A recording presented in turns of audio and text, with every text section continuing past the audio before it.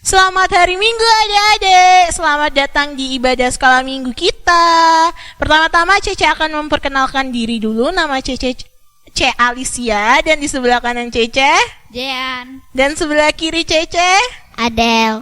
Oke, sebelum kita memulai ibadah sekolah minggu kita, mari kita berdoa. Ya Tuhan, terima kasih atas berkat-Mu pada hari ini Tuhan. Kau telah memberi kami kesehatan pada hari ini untuk mengikuti sekolah minggu Tuhan. Kiranya Engkau pimpin sekolah minggu ini dari awal hingga akhirnya, semoga supaya bisa berjalan dengan lancar. Inilah doa dari anak-Mu, haleluya, amin. Sebelum kita memulai sekolah minggu ini, mari kita menyanyikan lagu Kudaki-daki.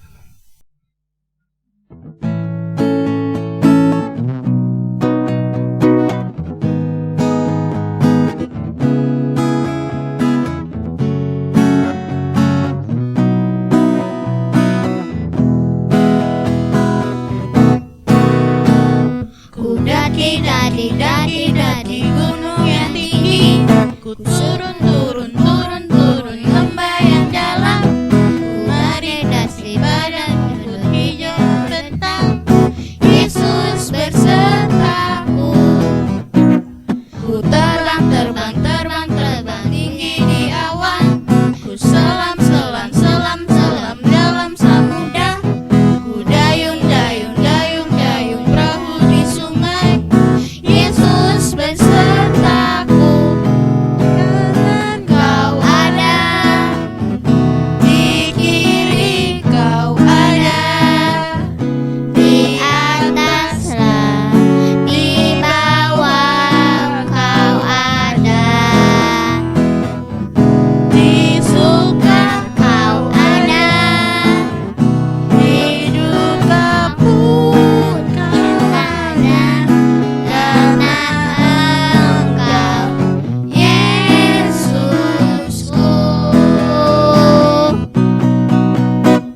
Ku daki gunung yang tinggi, ku turun lembah yang dalam, ku melintasi padang hijau petang. Yesus bersertaku, ku terbang tinggi di awan, ku selam dalam samudra, ku dayung perahu di sungai. Yesus bersertaku, di kanan Kau ada, di kiri Kau ada, di atas di bawah Kau ada, di suka Kau ada, di duka pun Kau ada. Karena Engkau Yesusku. Di kanan Kau ada, di kiri Kau ada, di atas dan di bawah Kau ada, di suka Kau ada, di duka pun Kau ada. Karena Engkau Yesusku. Karena Engkau Yesusku.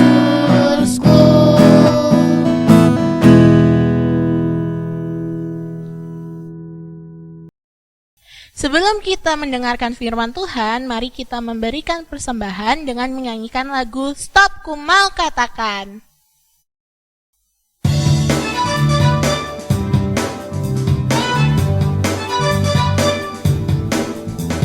Stop, ku mau katakan apa yang Yesus buat bagiku. Stop, ku mau katakan apa yang Yesus buat bagiku. Ampuni dosaku dan selamatkan jiwaku. Diam di hatiku dan sucikan daku terus. Stop,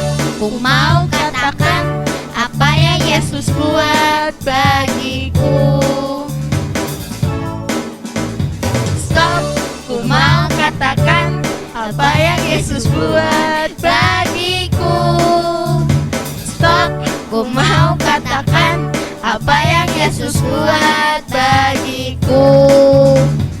Ampuni dosaku dan selamatkan jiwaku. Diam di hatiku dan sucikan aku terus. Stop, ku mau katakan apa yang Yesus buat bagiku. Ampuni dosaku dan selamatkan jiwaku. Dia di hatiku dan sucikan aku terus. Stop, ku mau katakan apa yang Yesus buat bagiku.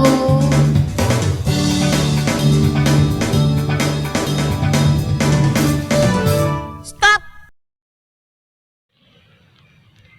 Adik-adik, kita tadi sudah memuji Tuhan, juga memberikan persembahan buat Tuhan. Dan tiba saatnya kita akan membaca dan belajar tentang firman Tuhan. Mari sebelum kita belajar, kita sama-sama berdoa. Mari kita berdoa. Tuhan Yesus yang baik, terima kasih Tuhan sudah berikan kesehatan kepada kami.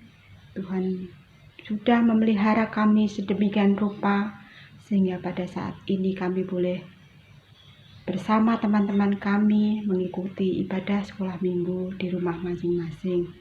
Tuhan, terima kasih kami sudah memuji, memuliakan nama Tuhan, dan kami sudah memberikan persembahan. Kiranya persembahan dan pujian kami boleh berkenan di hadapan Tuhan dan menyenangkan hati Tuhan. Sebentar lagi kami mau membaca, merenungkan firman Tuhan, dan belajar mengenai firman Tuhan. Kiranya Tuhan memberkati kami, sehingga kami boleh mengerti. Terima kasih Tuhan, hanya dalam nama Tuhan Yesus kami sudah berdoa dan mengucap syukur. Amin. Ya adik-adik, sebelum kita belajar sama-sama mengenai firman Tuhan, sebelumnya mari kita lihat video yang akan Lose tayangkan berikut ini.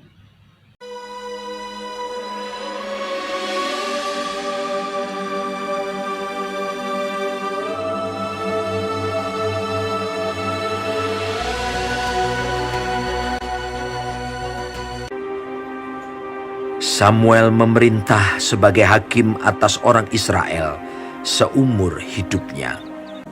Lalu ia kembali ke Rama, sebab di sanalah rumahnya. Ia mendirikan mezbah bagi Tuhan. Setelah Samuel menjadi tua, diangkatnyalah anak-anaknya laki-laki Yoel dan Abia menjadi hakim atas orang Israel. Tetapi anak-anaknya itu tidak hidup seperti ayahnya. Mereka mengejar laba, menerima suap, dan memutarbalikkan keadilan. Sebab itu berkumpullah semua tua-tua Israel. Mereka datang kepada Samuel di Rama dan berkata kepadanya, "Maka angkatlah sekarang seorang raja atas kami untuk memerintah kami." Harus ada raja atas kami. Maka kami pun akan sama seperti segala bangsa-bangsa lain. Raja kami akan menghakimi kami dan memimpin kami dalam perang.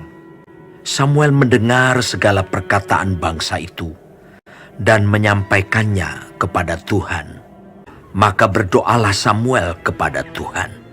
Tuhan berfirman kepada Samuel, "Dengarkanlah permintaan mereka, dan angkatlah seorang raja bagi mereka. Hanya peringatkanlah mereka dengan sungguh-sungguh, dan beritahukanlah kepada mereka apa yang menjadi hak raja yang akan memerintah mereka." Dan Samuel menyampaikan segala firman Tuhan kepada bangsa itu. Inilah yang menjadi hak raja yang akan memerintah kamu itu. Anak-anakmu laki-laki akan diambilnya dan dipekerjakannya pada keretanya dan pada kudanya.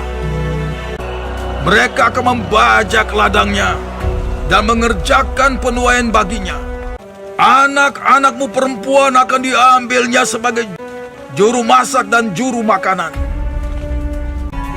Dari kambing dombamu akan diambilnya 1/10, dan kamu sendiri akan menjadi budaknya. Kemudian Samuel mengerahkan bangsa itu ke hadapan Tuhan di Mispa. Dan ia berkata kepada orang Israel itu, Beginilah firman Tuhan Allah Israel. Aku telah menuntun orang Israel keluar dari Mesir, dan telah melepaskan kamu dari tangan orang Mesir, dan dari tangan segala kerajaan yang menindas kamu. Tetapi sekarang kamu menolak Allahmu yang menyelamatkan kamu dari segala malapetaka dan kesusahanmu.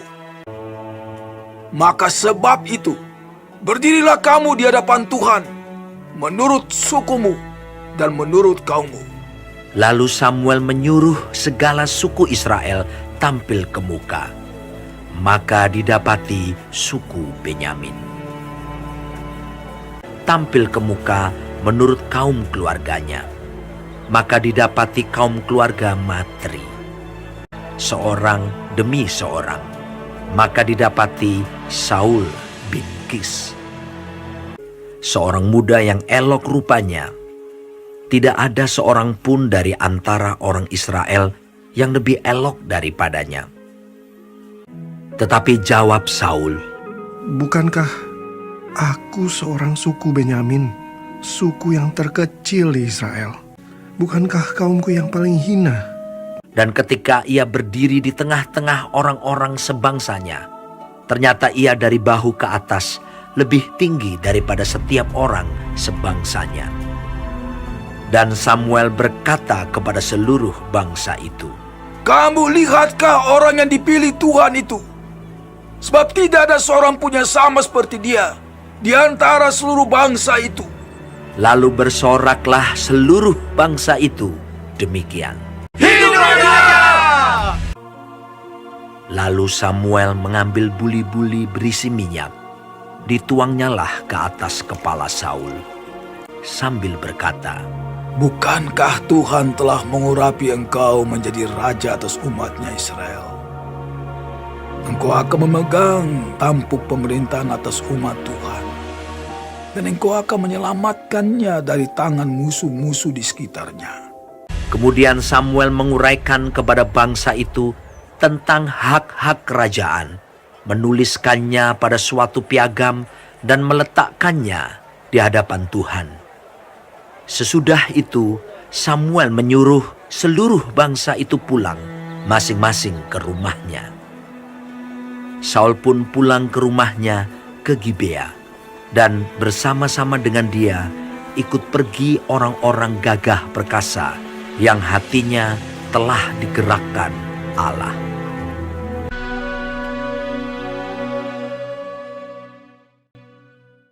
Nah, tadi sudah mengikuti videonya bukan?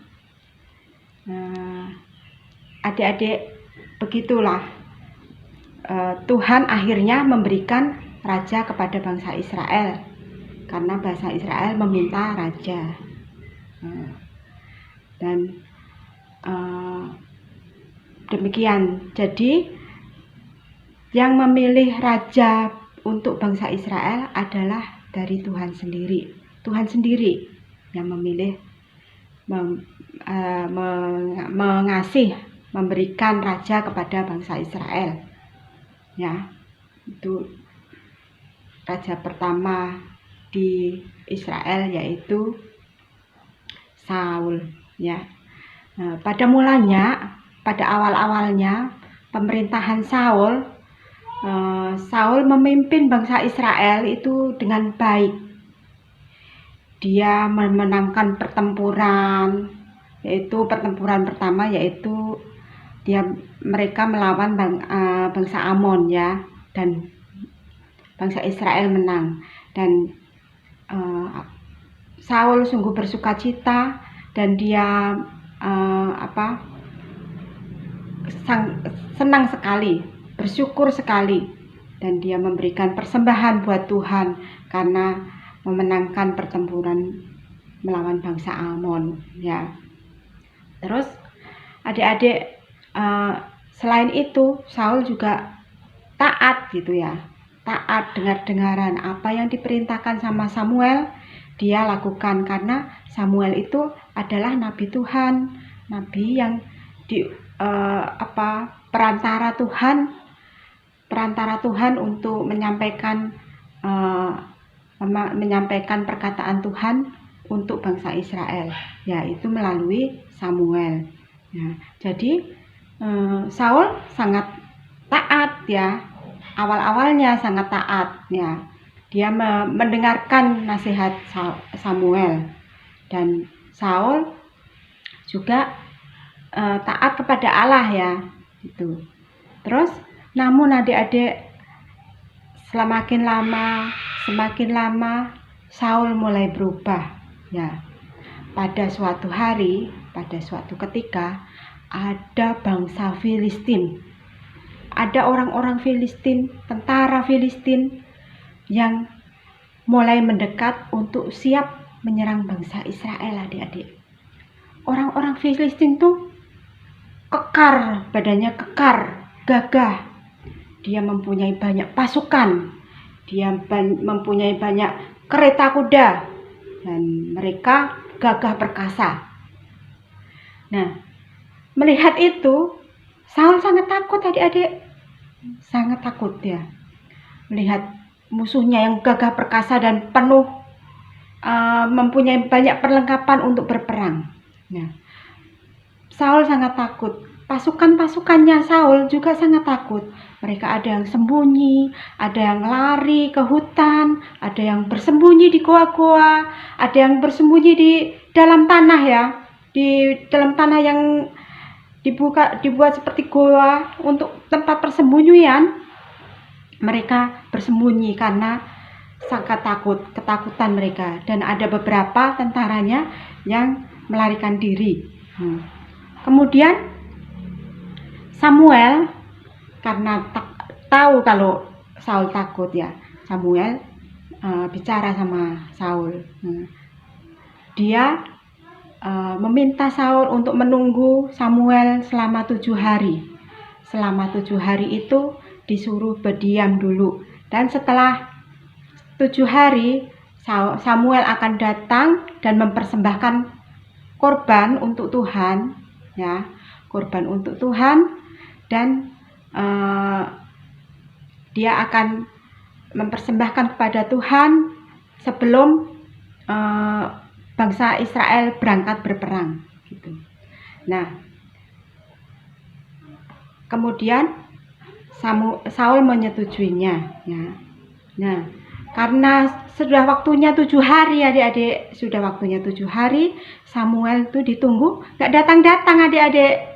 Nah, akhirnya Saul sangat ketakutan ya. Aduh, gimana ya, gimana ini, tentara sudah semakin dekat, tentara orang Filistin semakin dekat, tetapi Samuel gak datang-datang ya. Akhirnya karena dia ketakutan, karena dia gugup ya adik-adik, karena dia bingung, karena dia ketakutan, makanya dia udah, aku persembahkan sendiri aja katanya. Kemudian Saul memberikan persembahan, membuat bakaran dan memberikan persembahan untuk Tuhan ya. Dia mempersiapkan segala sesuatunya untuk dipersembahkan kepada Tuhan. Nah, adik-adik, di sini Saul tidak takut, tidak taat terhadap perintah Samuel, apa yang diperintahkan Samuel ya, karena dia saking ketakutan itu dia tidak taat. Akhirnya dia mempersembahkan sendiri. Nah, pada saat dia sudah selesai mempersembahkan tadi, membuat persembahan tadi, si Samuel datang adik-adik. Samuel datang dan melihat Saul. Samuel sangat marah adik-adik. Aduh, kenapa? Dia kecewa sekali kenapa Saul tidak taat? Kenapa Saul memberikan persembahan duluan gitu ya? Nggak taat, dia menunggu Samuel sampai datang. Ya, kemudian kan dia marah, Samuel marah, dan karena kecewa Samuel kecewa, Samuel marah, dan akhirnya dia kecewa karena mungkin ya, nggak mungkin, tapi kalau saja Saul itu taat, Tuhan akan memberikan kerajaan itu untuk selama-lamanya. Kerajaan itu, Israel itu semakin kuat, dibuat Tuhan semakin kuat ya. Dan dia akan memimpin Israel selama-lamanya, Saul. Tetapi karena Saul tidak taat, dia kehilangan kepercayaan Tuhan untuk memimpin menjadi raja bangsa Israel selama-lamanya. Dia kehilangan kepercayaan itu. Dan Samuel sangat kecewa akan itu ya. Nah, adik-adik, tadi ada contoh Saul yang tidak taat. Ada satu tokoh lagi di dalam Alkitab ini, ada seseorang yang sangat taat, adik-adik, sangat taat kepada Allah ya. Bahkan dia mau mati di kayu salib.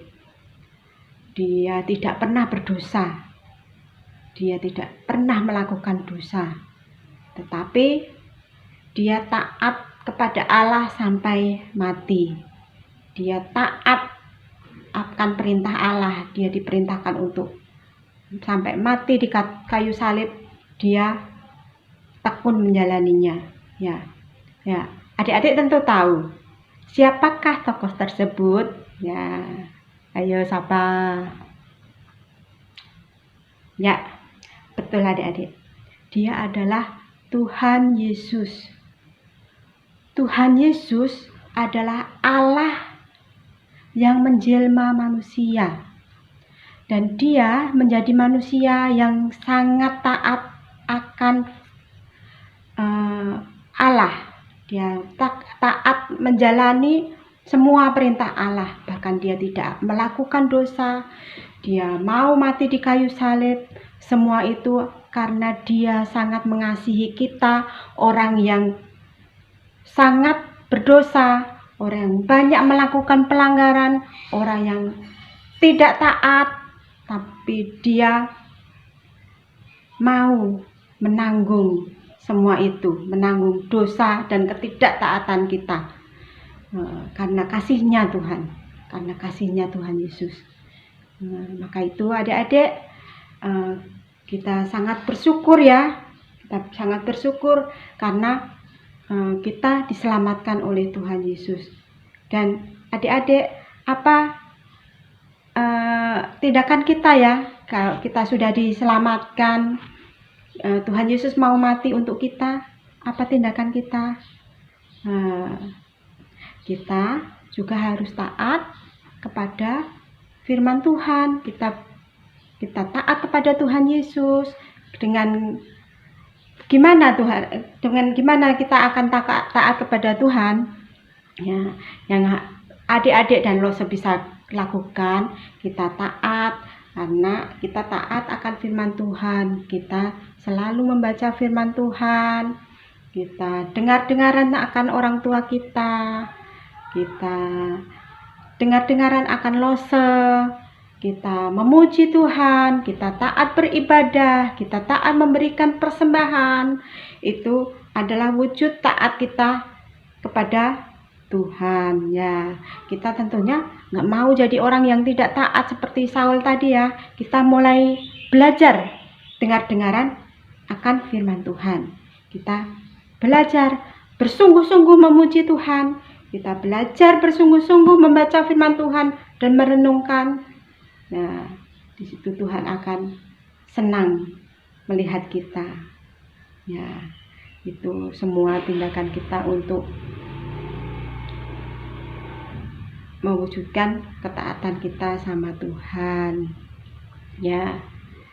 Dan Tuhan tentunya juga akan menolong kita untuk bisa taat kepada Tuhan. Ya, adik-adik, demikianlah cerita firman Tuhan pada hari ini. Nah, sekarang Rosa akan memberikan ayat hafalan untuk adik-adik ya. Ayat hafalannya dari Yohanes 14 ayat 15. Ya, Rosa baca lagi. Yohanes 14 ayat 15. Bacanya adalah, jikalau kamu mengasihi aku, kamu akan menuruti segala perintahku. Ya, dari mana adik-adik tadi? Yohanes 14 ayat 15.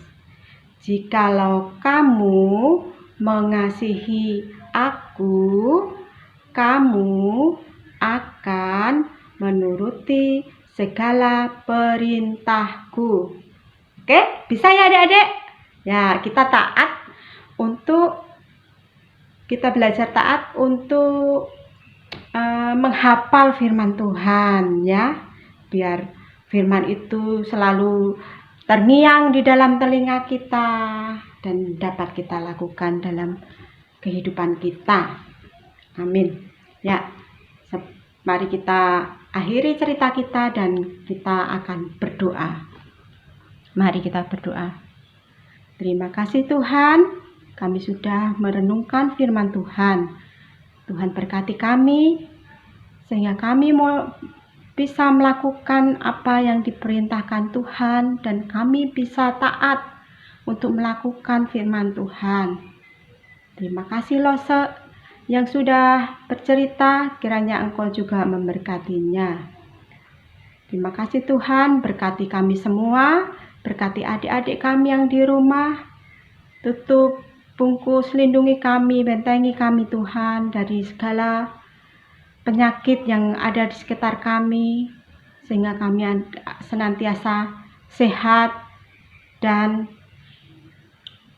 pemeliharaanmu sungguh nyata dalam kehidupan kami. Tuhan, tolong kami, berkati kami untuk langkah-langkah selanjutnya, dan hari ke depan kami mau serahkan dalam tangan Tuhan. Hanya dalam nama Tuhan Yesus kami serahkan doa yang jauh dari sempurna ini. Amin. Ya. Sampai jumpa adik-adik di minggu yang akan datang dengan cerita yang baru. Bye-bye, Tuhan memberkati.